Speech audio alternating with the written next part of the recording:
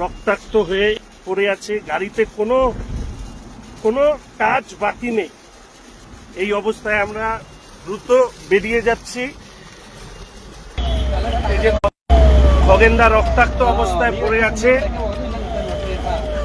সারা আমাদের এর আগের গাড়ির একটাও কাজ নেই, আমার সারা শরীর কাচে ভর্তি।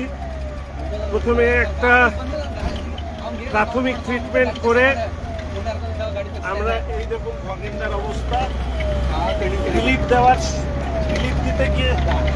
দেওয়ার জন্য খোঁজ খবর নিতে গিয়ে আমরা গিয়েছিলাম।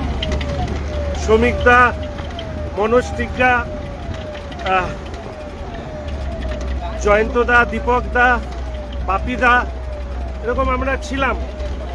সেই সময় একটি বোটে করে শ্রমিকদারা নদীর অপর প্রান্তে মানুষের সাথে দেখা করতে যান, আর আমি খগেনদা এই প্রান্তের মানুষের সাথে কথা বলছিলাম। সেই সময় কতিপয় লোক দিদির কথা বলে তারা আমাদের কাছে আসে, কেন আমরা এসছি, কি কাজ, কি হবে বলে প্রথমে গালিগালাজ, পরবর্তীকালে তারা পেছন থেকে মারতে শুরু করে।